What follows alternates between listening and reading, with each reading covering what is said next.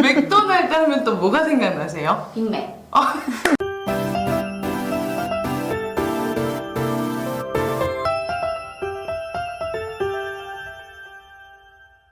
안녕하세요. 강사들의 방송 강사TV의 박윤지, 박정아입니다. 오늘도 반갑습니다.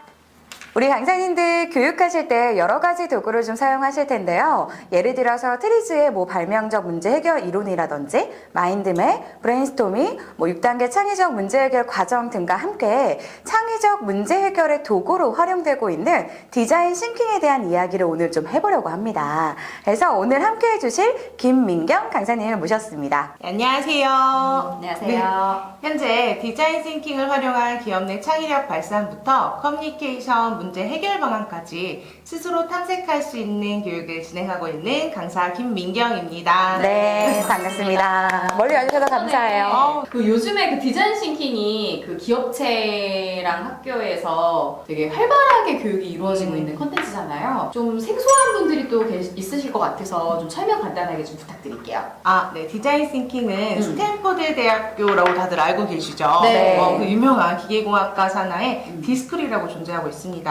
제창한 반복론 중에 하나이고 이렇게 들으면 조금 어렵잖아요. 네. 쉽게 이야기를 하자면 5가지의 프로세스를 거쳐가면서 우리가 창의적으로 생각을 발산해가고 그 방식을 거치는 것을 이야기합니다. 네. 우리나라의 이제 유명한 S그룹도 이 방식을 채택해서 제품을 개발하고 있다고 알고 있습니다. 네. 실리콘밸리에서 이제 나는 혁신적인 제품들은 다 스탠포드 디스쿨에서 탄생한다라는 말이 있을 정도로 현재는 인재를 배출하는데 양성하는데 굉장히 힘을 쏟고 있고요. 디자인 싱킹 교육을 지속적으로 하는 이유가 좀 있는 것 같습니다. 그러면은 그 디자인 싱킹 자체가 그 외국에서 들어온 방법론인데 그러면은 외국 기업에서는 어느 정도 인정을 지금 받고 있는 거예요?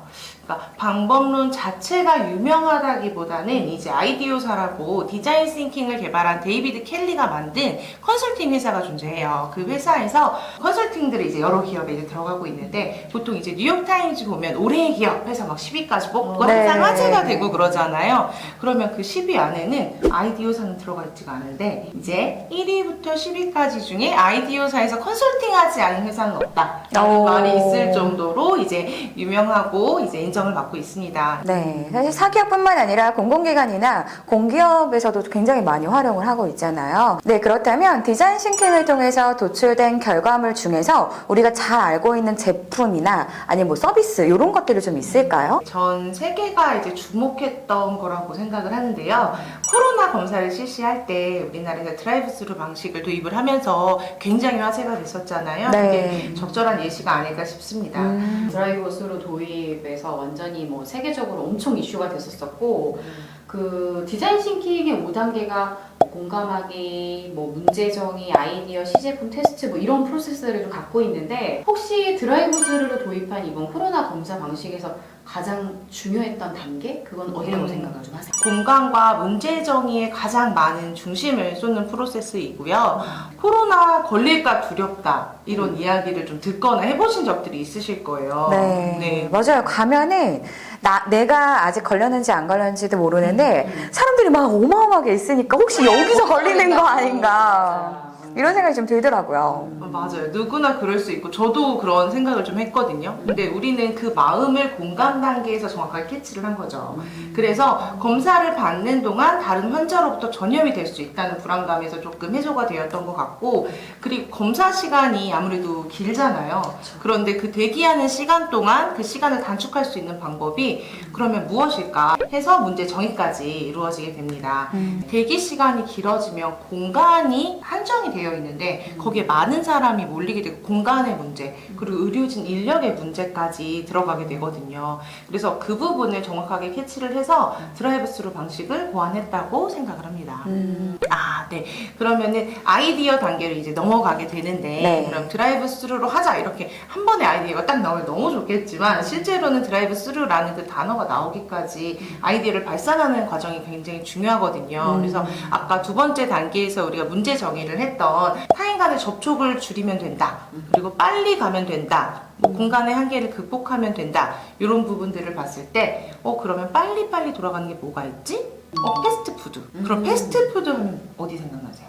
맥도날드. 오, 맞아요. 맥도날드 하면 또 뭐가 생각나세요? 빅맥. 드라이브스루. 아, 맞아요. 드라이브스루. 뷰티점. 이렇게 정답을 잘 말씀해 주시는데 이런 방식으로 이제 사고를 확장해서 아이들을 도출할 수가 있거든요. 대학생들이 이제 지역사회 문제, 경진대회 이런 걸 할 때 멘토링을 많이 참여를 했었어요. 예, 그래서 디자인 싱킹 방식으로 문제를 접근하곤 했는데 그때 이제 운이 좋게 너무 좋은 학생들을 만나서 다 수상을 시킬 수가 있었습니다. 네, 수상한 학생들이 진행한 프로젝트 제품 중에서 좀 기억에 남는 제품이나 스토리 있을까요? 지역상의 문제를 해결하거나 혹은 글로벌 문제 해결을 하자 이런 테마를 갖고 이제 진행을 했는데 아무래도 학생들 입장에서 그 문제를 선정하는 과정 자체에 접근을 많이 어려워해요. 아무래도 지역사회 문제, 글로벌 문제 하면 막 우리도 어려워. 오존층을 해결해야 될 것 같고 그치. 막 이런 생각들이 맞아. 먼저 들잖아요. 네. 그러던 나중에 일상 속에서 우리부터가 제일 갖고 있는 문제 해결 방안을 조금 생각해보자. 불편한 점들이 혹시 있다면 이 부분을 한번 생각해봐라. 해서 가상의 페르소나를 선정을 하게 했어요.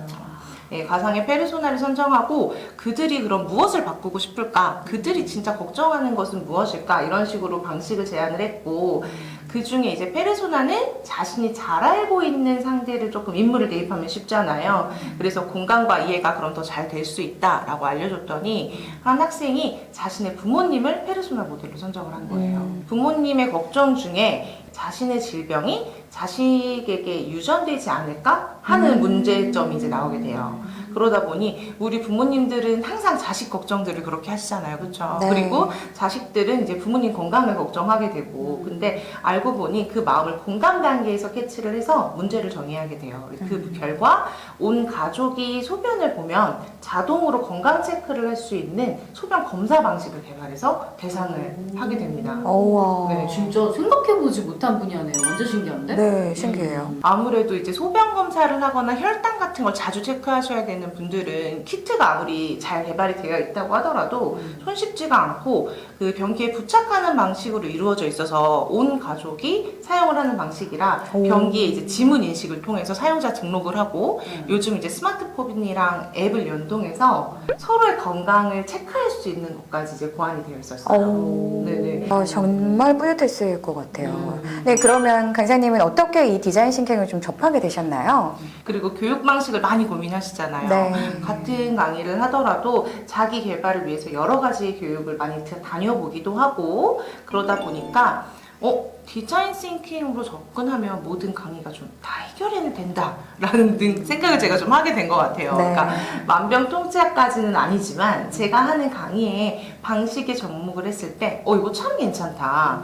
이 프로세스를 사람들에게 잘 적용하고 쉽게 해낸다고 느낄 수 있었어요. 그래서 우리는 특히 성인들은 실수를 하거나 가벼운 아이디어 내는 과정을 잘 용납하지 않잖아요. 그렇죠. 좀 책임이 따르는 행동들이 많다 보니까 그런데 이제 디자인 싱킹에서는 아이디어를 질보다 양으로 승부를 하고 있어요. 그러니까 값싸고 빠르게 만들어서 쉽게 빨리 수정해 나가자 이런 모토로 가고 있다 보니까 쉽게 접근이 가능한 방식이라 저는 특히 좀 마음에 들었습니다. 네. 네, 이 디자인 싱킹이라는 게 제품 개발 관련 직군에만 필요하다, 뭐 연구하는 분들에만 필요하다 그런다는 생각을 했는데 그것뿐만이 좀 아닌 것 같아요.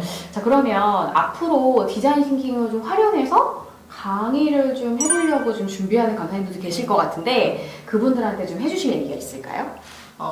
디자인 싱킹은 이제 문제를 해결하기 위한 창의적 도구인데요. 그러다 보니까 인간관계 문제나 깊이 들어가야 하지만 가볍게 접근해서 이제 근본을 파악해야 하는 아주 적절한 도구라고 생각합니다. 물론 창업, 창직, 대학교, 고등학교 교육뿐 아니라 초등학생들도 요즘 쉽게 창의력 증진 때문에 활용을 하고 있거든요. 그래서 다양한 방식으로 접근하시기 좋을 것 같습니다. 네, 뭐 사실 디자인 싱킹과 문제 해결 어떻게 보면 비슷하긴 하지만 디자인 싱킹만 접목한다고 모든 문제를 다 만병통치약처럼 해결할 수 있는 건 아닌데 혹시 그런 부분에서는 좀 어떻게 의견을 주실 수 있을까요? 강사가 모든 문제를 해결할 수는 없습니다, 실은. 네. 우리가 모두 다 공학을 전공했고 프로그래밍을 전공했고 이런 게 아니다 보니까 지역이나 사회 애교 문제까지 전문적인 시각으로 바라보기는 어렵거든요. 그래서 기업체에서 알맞은 이론과 전문 지식을 갖고 계실 거예요. 그런 훌륭한 인재분들이 충분히 있거든요.